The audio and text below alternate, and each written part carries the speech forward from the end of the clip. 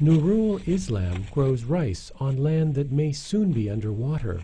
Here along the southeast coast of Bangladesh, climate change-related sea level rise threatens to submerge 1 million hectares of agricultural land and displace 40 million people, many of them farmers like Nurul. There are more storms. They're no longer predictable. Sometimes, if we have crops, we cut them and we tie them to containers which float. Within 2 or 3 hours, the water recedes. Then we struggle to start all over again. Nurul and his family have already been displaced once.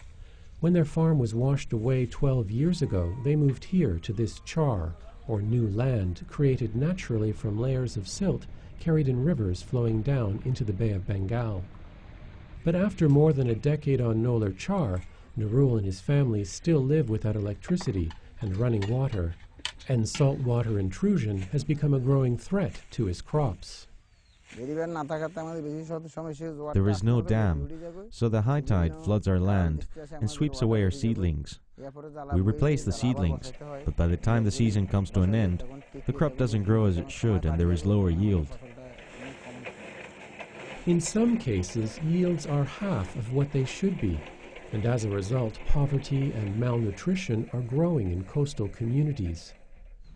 To avoid a bigger crisis, farmers need to adapt to climate change, says Thomas Rath from the International Fund for Agricultural Development. People have to adapt their livelihoods, have to adapt their production patterns, have to adapt the way they generate income to the changing environment. So in terms of agriculture has to invent and develop technologies that cope with the effects of climate change. Some of what Rath talks about is happening here, on another accrued patch of land known as Boyer Char. Newly constructed sluices prevent salt water from contaminating freshwater canals, and embankments high enough to hold back a 7-meter rise in sea level trace the coastline. Farmers, too, are being armed with training and new technologies. Anjana Baladas harvests a high-yielding variety of rice specially bred to grow in salinated water. With this variety, we earn more.